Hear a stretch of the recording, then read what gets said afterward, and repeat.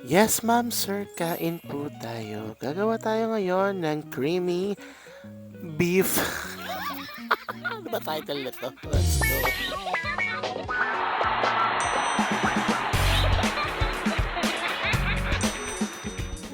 Let's just call it creamy beef tapa, mga ma'am, sir.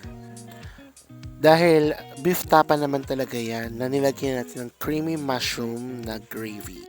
So, simulan na natin mga ma'am, sir. Yan po yung ating beef strips.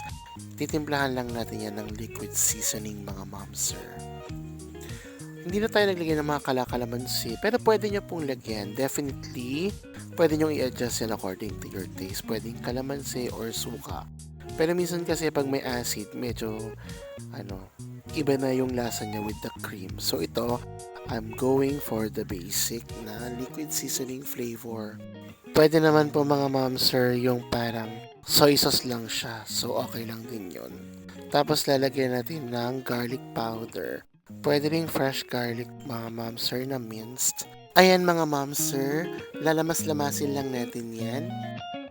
At titiyakin natin bawat hibla, himay, ano ba tawag dyan? Bawat strips ng baka ay may garlic powder at may liquid seasoning. Imamarinate lang natin to for 20 to 30 minutes mga ma'am sir. Pwede ring overnight kung may time po kayo, pero wala tayong masyadong time. At mabilis namang sit yung flavors ng liquid seasoning and garlic powder. So okay na po yan. Pwede mo ring lagyan ng black pepper kung gusto mo.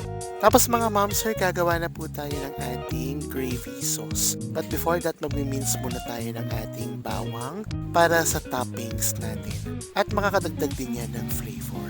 So, i-mince lang natin ng ganyan. Pagkatapos ay ito-toast natin ang ating minced garlic sa oil.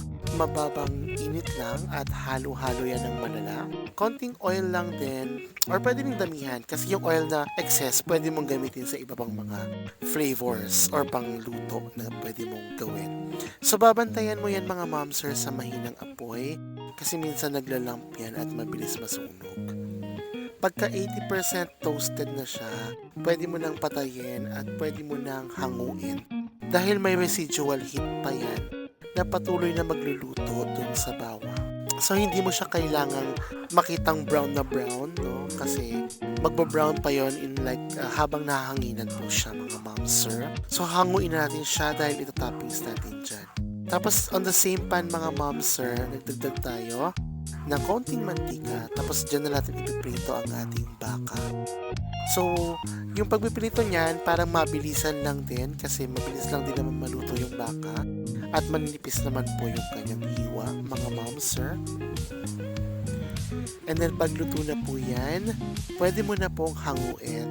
Dahil sa pan na yan mga ma'am sir, dyan din po tayo magluluto ng ating gravy.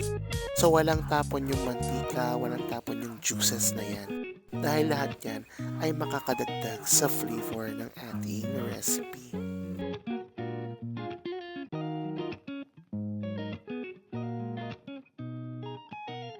Hahanguin lang natin yan mga ma'am sir at itatabi natin. Pagkatapos dyan tayo gagawa ng roux. Yung roux mga ma'am sir ay basically flour yun at saka ng what do you call this? Butter. Butter yan with yung juice ng ating tapa kanina. Yan ang kanyang magiging pantunaw. Tapos maglalagay tayo ng harina or flour at gagawa nga tayo ng roux mga ma'am sir. Kasi yan po yung pinaka-base na pampalabo. And then magdadagdag tayo ng evaporated milk. So make sure lang na halo-halo. Pwede kang gumamit niyan ng mga ma'am sir, whisk para mas madaling ihalo.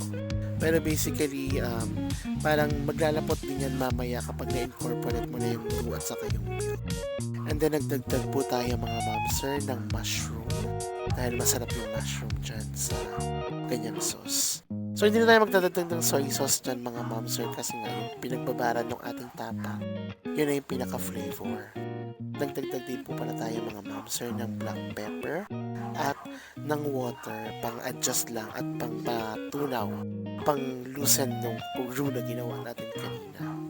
At kapag ka medyo malapot na yan mga ma'am sir, pwede na po nating hanguin yan. Ayan. Actually, yung gravy na yan ay masarap talaga. Masarap din pang-ulam. So, dahil medyo basa-basa pa siya mga mom sir, isi-simmer pa natin ng medyo matagal. Make sure lang na hinahalo at nababantayan mo yung consistency. Na-achieve mo yung gusto mong consistency. Magdadagdag din po tayo ng ating toasted garlic dyan sa ating gravy. Iba rin kasi yung lasa na inibigay ng toasted garlic. Pero okay na rin yan mga mom sir. Medyo luto na po yan. Ita-toppings na ngayon natin yan sa ating beef tapa. At ayan na nga siya mga mom sir. Dadagdagan pa natin yan ng extra toppings na minced garlic. Yung toasted minced garlic natin para masarap. Huwag niyo pong gagayahin na ganun yung pinagsalok natin, no? Kasi parang hindi ako nakakasalok. So, gumamit tayo ng kutsara. At ayan na mga moms ang ating beef tapa with creamy mushroom gravy.